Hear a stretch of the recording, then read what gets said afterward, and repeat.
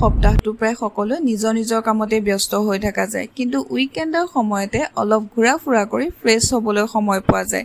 তেতিয়াহে আগন্তুক সপ্তাহটোৰ কাৰণে নিজক এনাৰ্জেটিক কৰিব পাৰি। সেইকাৰণে আজি আমি দুই ওলালোঁ উইকেণ্ডৰ অলপ মজা লওঁ বুলি। সেইকাৰণে আজি ৰাতিপুৱাই ওলালোঁ গুৱাহাটীৰ পৰা প্ৰায় 3 ঘণ্টামান দূৰৈত মেঘালয়ৰ পিনে প্ৰকৃতিৰ মাজত দুয়োজনে আজি অলপ সময় কটাম বুলি। গুৱাহাটীৰ এই যান্ত্ৰিকতাৰ পৰিৱেশটোৰ মাজততো আমি সদায় থাকিব লাগিবই দিয়কচোন, কিন্তু তাৰ মাজতে যদি প্ৰকৃতিৰ এনে এডোখৰ ঠাই পোৱা যায় য'ত বহি দুইজনে দুইজনৰ মনৰ কথাবোৰ মুকলিকৈ ক'ব পৰা যায়, তেনেকুৱা এডোখৰ ঠাই পালে কিমান যে ধুনীয়া লাগে। এই ঠাইডোখৰলৈ আহিবলৈ মানুহজনে বহুত দিনৰ পৰাই মোক কৈ আছিলে, তেওঁ বৰকৈ আহিবলৈ মন গৈ আছে বুলি। সেইকাৰণে আজি আমি ওলালোহি ইয়াত। পিছে জেগাটোৰ বিষয়ে চাগে বিস্তাৰকৈ নকলেও হ'ব আপোনালোকক, ভিডিঅ'টো দেখি চাগে আপোনালোকে গমেই পাইছে এই জেগাডোখৰ। এইখিনিৰ নাম হৈছে লুম এৰ ফিংগাট। শ্বিলঙলৈ যাওঁতে বৰাপানী নাপাওঁতেই এই জেগাডোখৰ পায়। পিছে দেখিবলৈ একদম কাশ্মীৰৰ পেহেলগামৰ নিচিনা।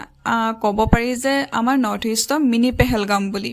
মোৰ নিচিনাকৈ আপোনালোক বহুতেই চাগে এই জেগাডোখৰত গৈছেই, কাৰণ ছ'চিয়েল মিডিয়াত এই জেগাডোখৰ বহুতকৈ ভাইৰেল হৈ আছে।